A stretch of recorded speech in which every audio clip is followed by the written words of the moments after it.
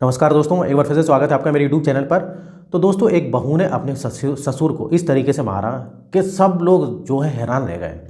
अब लेकिन उस बहू ने ससुर बेचारे बूढ़े ससुर को क्यों मारा? क्या इधर बहू की गलती थी, क्या ससुर की कोई गलती थी? ये पूरी जो है घटना दोस्तों मैं विस्तार से बताऊंगा और पूरा वीडियो एंड तक देखना। बहुत ही जो है ये रोचक कहानी होने वाली है। लेकिन वीडियो में आगे बढ़ने से पहले आपसे रिक्वेस्ट है कि आप चैनल को सब्सक्राइब कर लें अगर आपने अभी तक नहीं किया है। तो वीडियो को अभी कभी लाइक कर दें, नहीं तो आप बाद में लाइक करना भूल जाते हैं। और इस टाइप से मैं वीडियो बनाते रहता हूँ। तो चलिए दोस्तों, इस वीडियो को शुरू करते हैं। ये जो घटना है ये शुरू होती है मध्य प्रदेश से। मध्य प्रदेश में जो है गंज बसोदा नाम का जो है एक जिला होता है, वहाँ की कहानी है। तो वहाँ पर मोहनलाल जो है परिवार का मुखिया था, जिसकी काफ़ी ज़मीन जायदाद थी, खेत वगैरह थे, अच्छा खासा पैसा भी था उसके पास।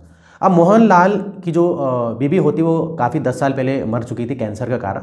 अब मोहनलाल का एक बेटा था राकेश, उसकी शादी हो चुकी थी। अब उसकी जो वाइफ होती राकेश की जो वाइफ होती उसका नाम होता है रोशनी। अब राकेश जो इसका बेटा होता है ये भी जो है भाई जो ज़मीन जायदाद थी, खेती किसानी जो होता है उसमें जो है मदद करता है इस मोहनलाल की, या बोले तो उसके पिताजी की।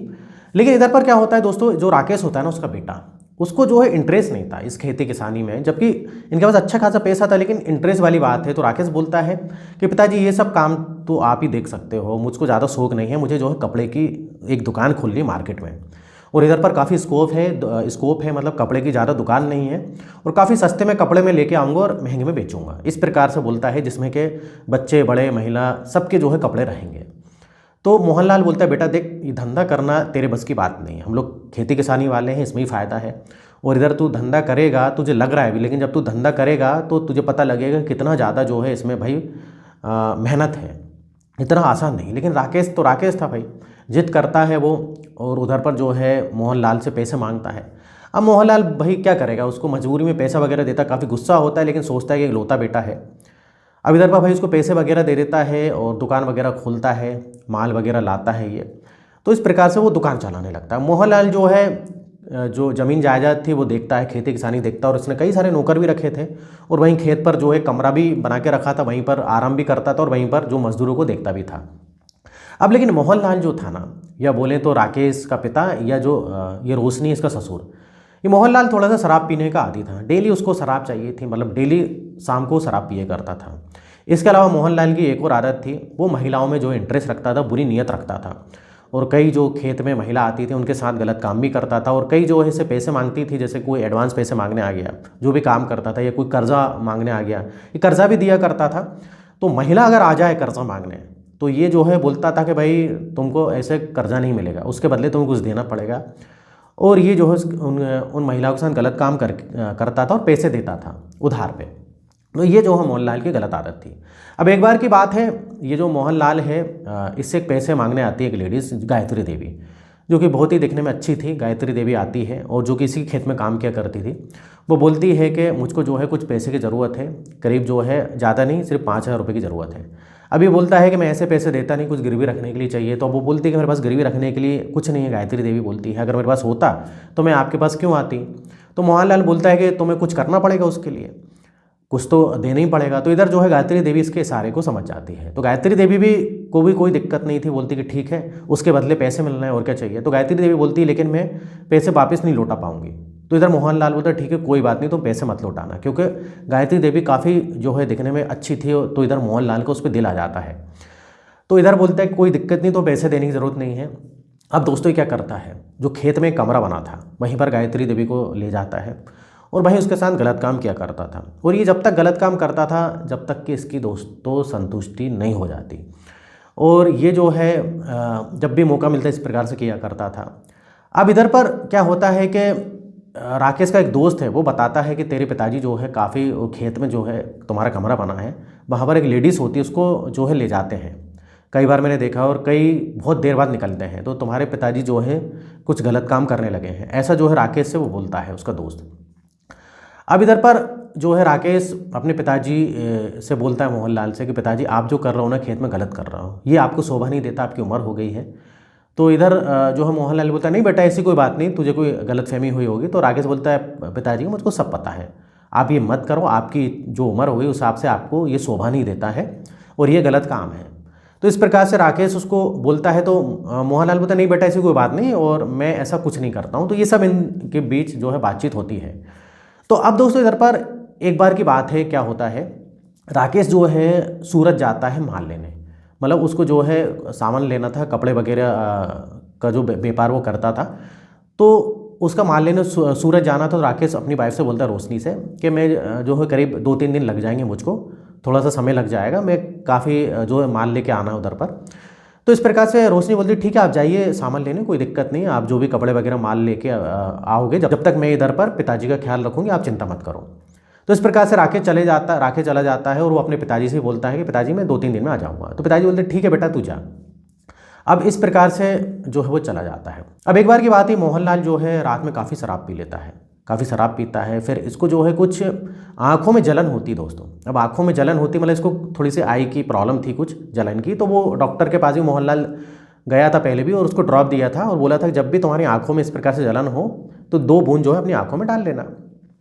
अब मोहनलाल जो है काफ़ी नशे में था, तो वो जो है सही से ड्रॉप तो डाल नहीं पाता। तो वो अपनी बहू को आवाज़ लगाता है, रोशनी। अब रोशनी इधर सुनती नहीं है। अब रोशनी जब सुनती नहीं तो फिर वो जो है और थोड़ा सा तेज़ तेज़ आवाज़ लगाता है। तो फिर रोशनी आती है, बोलती पिताजी क्या हो गया। तो वो मोहनलाल बोलता है कि रोशनी ये जो है मेरी आँख पे ड्रॉप डाल दो तुम। क्या है कि ये वाली मेरी आँख है राइट वाली, इसमें जो है जलन हो रही है।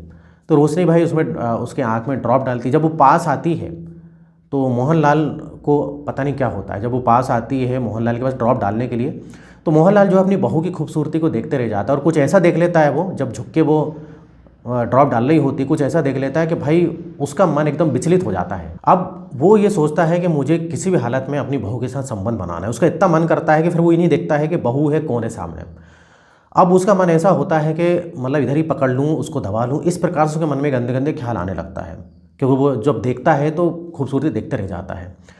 तो इधर 2 बूंद डालती है जैसे ही उसकी बहू, उसकी आँख में ड्रॉप, मतलब उसके ससुर के आँख में ड्रॉप, तो इधर से वो हाथ पकड़ लेता है। बोलता है बहू आज तुम जो है मेरे साथ इसी कमरे में रुक जाओ।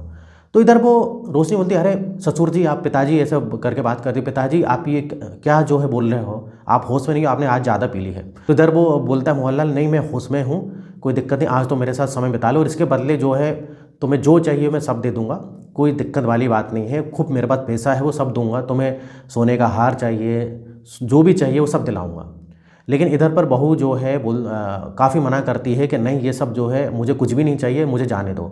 लेकिन इधर मोहनलाल मानता नहीं है, उसका हाथ पकड़ के उसको बिस्तर पर ज़बरदस्ती लिटा देता है और बोलता है कि मैं तुझे जान से मार दूंगा अगर तूने मेरी बात नहीं मानी तो, मैं तुझे जान से मार दूंगा और मुझे कोई दिक्कत नहीं, मुझे जेल जाने से डर नहीं लगता। इस प्रकार से डरा धमका कर उसके साथ जो है गलत काम कर देता है। इधर पर जो रोशनी थी काफ़ी डर जाती, शराब भी पिया हुआ था कि ये सही में मुझे मार देगा। और मोहनलाल थोड़ा सा इस टाइप से आदमी भी था, वो थोड़ा गुस्सेल टाइप का आदमी था, ये रोशनी को पता है। तो भाई उसके साथ जो है ये मोहनलाल बहुत गलत काम करता है। अब ये जो है अगले दिन भी ऐसे गलत काम करता है जब तक वो 3 दिन में जो है राकेश आ नहीं जाता है। अब इधर पर ये राकेश को कुछ नहीं बताती है कि अगर ये अपने हस्बैंड को फ़ोन करके बताएगी तो काफ़ी परेशान होंगे वो, और इसने धमकी भी देके रखी है अगर तूने कुछ बताया तो मैं इधर ही तेरा गला काट दूंगा। अब राकेश आता है सूरत से काम करके, अपना जो भी सामान वगैरह बुक करके। अब इधर पर जो है वो बोलता है कि क्या बात है, अपनी वाइफ से बोलता है रोशनी तुम बहुत ही ज़्यादा मुझे परेशान दिख रही, दुखी दुखी दिख रही हो, और कुछ निशान भी उसको दिखते हैं गले में। अब जब निशान दिखते हैं तो वो पूछता है कि ये निशान क्यों है और क्या बात है। तो इधर पर रोशनी टूट जाती है, इमोशनल हो जाती है और सारी बातें बता देती है कि तुम्हारे जो पिता हैं, मेरे जो ससुर हैं, उनने मेरे साथ क्या क्या किया, बहुत गलत काम किया और बुरी बुरी तरीके से किया। तो इस प्रकार से जो भी पूरी घटना है रोशनी जो है अपने पति राकेश को बताती है। अब जब राकेश को बताती है तो राकेश को काफ़ी गुस्सा आता है। अब राकेश बोलता है कि चिंता मत करो, मैं तुम्हारा बदला लेके ही रहूँगा। और राकेश जो अपनी बीवी से बहुत ज़्यादा प्यार करता था, और राकेश ये भी बताता है कि मेरे पिताजी के और भी कई लोगों के साथ संबंध हैं। एक गायत्री देवी जो उनके खेत में काम करती है उसके साथ भी हैं, कई लोगों के साथ हैं।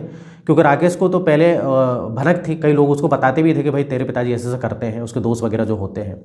तो पिताजी वो बोलता है कि पिताजी बहुत बिगड़ चुके हैं और पिताजी ने तुम्हारे साथ जो ऐसा काम किया उसका बदला तो लेना पड़ेगा।